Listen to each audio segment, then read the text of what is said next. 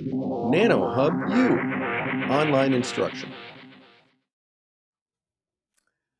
Welcome back to Unit 4 of our course on quantum transport. This is the 9th lecture. Now, in the last lecture, we talked about these general different configurations that are now being investigated experimentally. The local configuration where you have these spin-related effects in the current path, and also non-local configurations where the spin voltage is outside the current path, for example. Now, in any case, all of these could be, in general, treated within the NEGF method. The first step being setting up these dual basis functions with the up and down spins, and then writing down these matrices as we have discussed. Now, a very common device is this magnetic tunnel junction, which looks basically like this, two magnetic contacts, and this channel is actually a very thin insulator through which electrons can tunnel, so like a couple of nanometers. And a model like this should describe a magnetic tunnel junction quite well, although the H we have discussed is this effective mass model, and depending on the nature of the insulator, one may need to go beyond that. Now, there's another class of devices, the spin valves, which actually were used a lot before, but magnetic tunnel junctions usually give much bigger magnetoresistance. And so, for practical applications, a lot of the applications use MTJs. Now, the difference with spin valves is, and for spin valves, this channel is actually a conductor, something like, say, copper. Now, structure like that, if you, analyze using the NEGF method, depending on the length of this region. Remember, in the MTJ, this is a very short region, like a couple of nanometers. For spin valves, this could be a fairly long region, tens of nanometers, say, or 100 nanometers. And depending on the situation, you could get all kinds of interference effects. That is, NEGF could give you all kinds of interference effects that are actually not observed. Because, I think I mentioned this before, that in general at reasonable temperatures, there is this strong electron-electron interactions, which often destroys a lot of the, phase-related interference effects. And so, to get rid of those effects, so you can actually compare with experiment, it's important to include the interactions, the sigma 0. And same in this structure. You see, you could model it with NEGF. There's 3 contacts, so you need 3 sigmas. But then you also need to include the interactions. And these interactions, as I said, could be the phase breaking type, the type that destroys phase and so destroys the interference effect. And some of it could also be spin flipping types, where you have a spin voltage here, but as you go away from it, the spins get equilibrated by spin flip processes, and so out here you may not have much spin flip left. And if your NEGF model is to capture all that, that must be in sigma 0. Now, what I'll talk about in this lecture is a different approach that's finding use in this field of spintronics.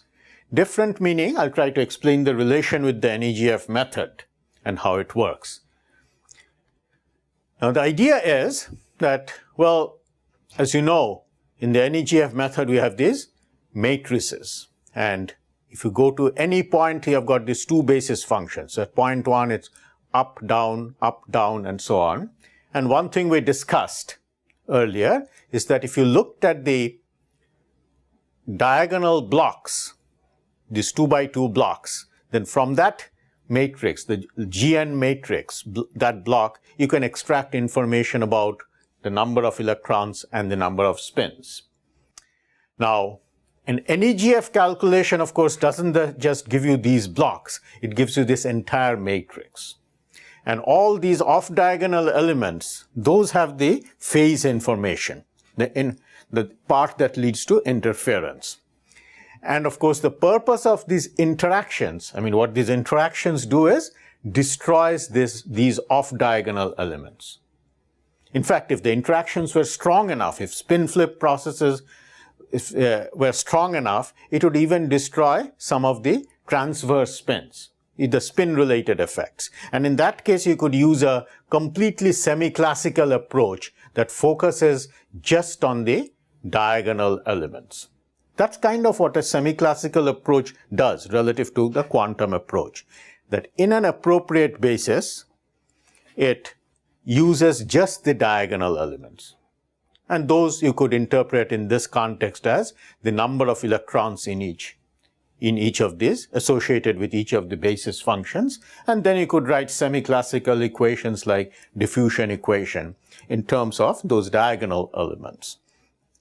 Whereas what NEGF does is, of course, takes this entire thing, all the off-diagonal things. That's what makes it harder to implement as well numerically, because it's got a lot more information.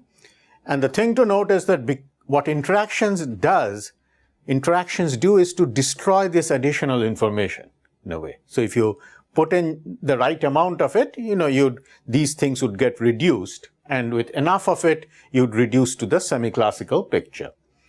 Now, spin information is a little more robust than the usual phase information, and these days there's a lot of experiments which show spin-related effects, but they don't have these other interferences.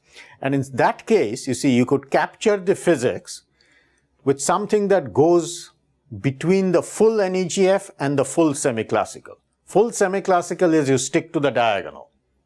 Full NEGF is keep the entire matrix. And the spin circuit takes these 2x2 blocks, keeps the off-diagonal information here, so you know about the transverse spins and all that, but then you just stick to the blocks. Now that's a definite simplification from the full NEGF. So let me try to give you a feeling for how that works. So the idea is, consider this device like a spin valve device, two magnets with a channel in between, and the NEGF would have this H and the sigma 1, sigma 2 and these interactions, sigma 0.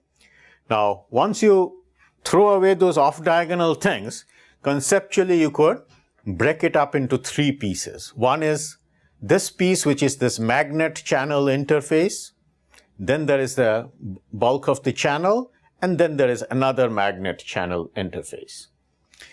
Now, this you could represent like a diffusion equation, or in this context, you could reduce it to a circuit element. But it's not the usual circuit element you learn in elementary circuit theory.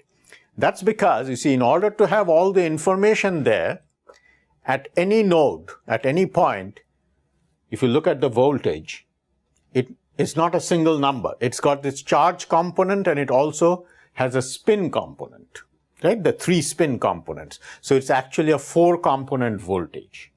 Similarly, if you calculate the current, there would be these the charge current and this full 3 components of the spin current. So there'll be 4 spin currents. And so when I write a conductance matrix, conductance element there, it's not just a number like you learn in circuit theory. It's actually a 4x4 matrix, one that relates the 4 components of the voltage to the 4 components of the current.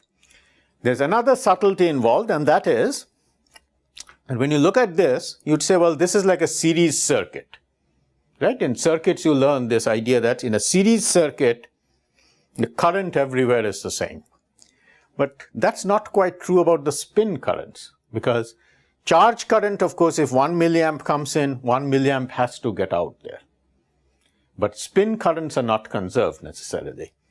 You could have a certain spin current come in, but which through various spin flip processes got destroyed in between. And so, for a proper description that captures the physics, in addition to the series elements, you kind of need a shunt element here and a shunt element over there. And same with the actual channel, you need these shunt elements. So with a circuit like this, and you should remember, of course, the circuit is kind of within quotation marks because it's not the usual circuit. It's a circuit with 4 component voltages and 4 component currents. And that's what I'd call the spin circuit. But with that, you could then model this whole thing, whole structure. And the advantage of it is you have now kept the spin related information. That's this diagonal 2 by 2 blocks. But you have just thrown away all the other off diagonal information, which in many experiments is usually not relevant. I mean, it's like you don't see it because dephasing processes destroy it anyway. And in NEGF, to have that come out right, you'd have to include all the dephasing processes. Now, just to give you a feeling for what these circuit elements look like, let's first, I guess, forget this part and look at this contact. Now, if you look at the series element, again, it's as I said, this conductance matrix is a 4 by 4 matrix. There's 4 components. There's the C, that's the charge component, that's the usual one.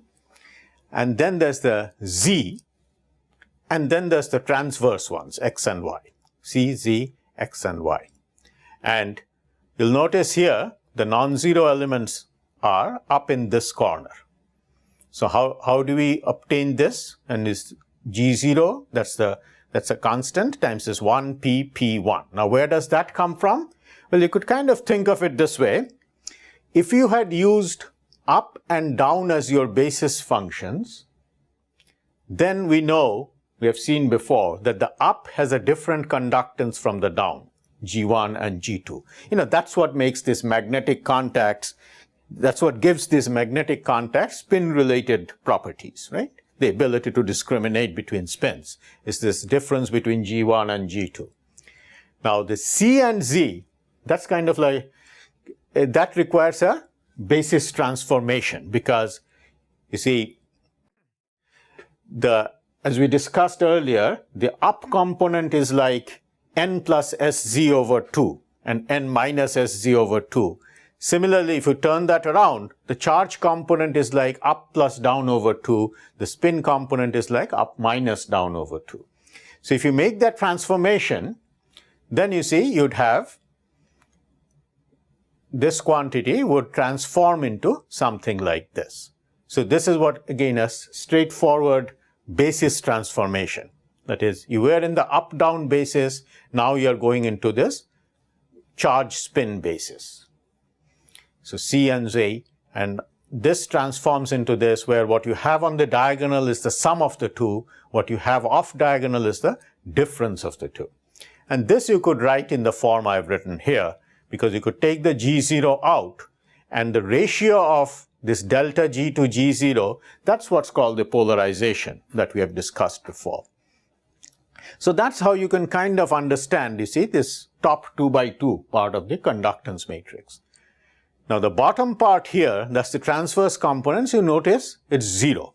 So what that basically says is, if I have a magnet pointing in this direction, in some direction like this, you could have spins in this direction flow in, but any spin that is transverse is killed very quickly. It cannot propagate through this very well. So if you had spins in the transverse direction come in here, it wouldn't be able to get through, and that's reflected in this this low conductance. That is, it doesn't let it flow at all. And that's this experimental fact that in a magnet, what happens is anytime there's a spin that is in a transverse direction, it dies out within a monolayer or two, just very, very soon. And the reason is something like this. Supposing you had a whole bunch of spins pointed this way, each one traveling in a different direction. As you know, electrons usually are traveling in multiple directions. Now, in a magnet, I guess there is this internal magnetic field which makes this spin precess. And so each one of them is precessing, but when you come out here, they have all precessed by different amounts, because depending on the direction the electron is traveling, one might spend 1 picosecond getting here, another might spend half a picosecond getting there, another might spend 2 picoseconds getting there, and so they will have precessed by different amounts. And so by the time you travel a little bit into it, they have all randomized completely. They all started out this way, but by the time they're here, they're in every direction. So bottom line is, experimental fact, within a magnet, transverse spins die out very quickly, cannot propagate, and that's reflected in this zero conductance here. Now, if you look at the shunt part, then this reflects the fact, you'll notice there is something non-zero things here. What that says is that if you had transverse spins come in from here, they wouldn't be able to get into the magnet, but they would disappear. And the disappear is the part that goes into this shunt, goes off. That's this shunt conductance. And these play a very important role, these mixing conductances that are now being investigated and play an important role in many current experiments, which we are not going into. Now, the next thing you could ask is, what about this magnet? Well, that magnet is pointing in some other direction. So here we assume the magnet was in the z direction, and so C and Z were kind of together, and X and Y was the transverse part. So here also you see, you could write these matrices assuming this was the z direction. But then of course you have to rotate the magnet, and that you can do again with a unitary transformation. The transformation that, let's say you want to rotate the magnet in the zx plane. Then there is the standard rotation matrix going from z to a. If you rotate by theta, that's this zx part of it that transforms z into x and x into z, and the charge part remains fixed and the y part remains fixed because you're kind of rotating around the y-axis. Similarly, for any rotations, you could figure out the appropriate matrix and then do a basis transformation. Now, if you put that together, so you have these conductance matrices here, these conductance matrices here, and based on that, you could now calculate what is the resistance one would measure between those two terminals using this, what you might call the spin circuit theory. You would get results that match experiments very well. You see? And these are things that have been done over the last decade or so. And so you can capture a lot of this physics then that is actually observed, which involves this spin in a non-trivial way. But you could capture it with the spin circuit theory. You see, what you're plotting here is the resistance as a function of the angle between the two magnets. And when the magnet angle is 0, that's the parallel case. When the angle is 180 degrees, that's the anti-parallel case. Those are the two special cases, parallel and anti-parallel. But then there is all this other stuff in between. See? And as I had mentioned before, going from parallel to anti-parallel, the resistance becomes high. This is a little bit like this polarizer and analyzer I had mentioned with light, except that with spins, you have to go 180 degrees to get a minimum flow, which means a maximum resistance. Whereas with light, you'd have to turn the analyzer by 90 degrees. Here you have to go 180 degrees. But the point I wanted to make is that if you're using NEGF, then you see, to get comparable results, you need to include the dephasing processes in the channel. Because otherwise, whatever you calculate will tend to have a lot of irrelevant interferences. Interferences meaning where electron goes there, comes back, and interferes with the incident wave, giving rise to standing waves, etc., and which would not be observed experimentally, if only because of the dephasing processes. And you'd have to include all that. Whereas in the spin circuit theory, you're kind of dropping all that at the outset. You're saying, well, we know experimentally those are not important, leave that out. Now, in the spin circuit, you could also include the effect of the channel. You see, what I did here was, I said the channel is just short. We are assuming this is a short channel, doesn't play any important role. On the other hand, if you had a long channel, then the dynamics of electrons inside the channel could be included through this conductance matrices that you use for the channel itself. And I won't go into how you do that, because that again depends on the nature of the channel, depends on those details. As I've said before, the channels could be, the normal type, could be magnetic, could involve spin-orbit coupling, and each one has these different properties, as we have seen.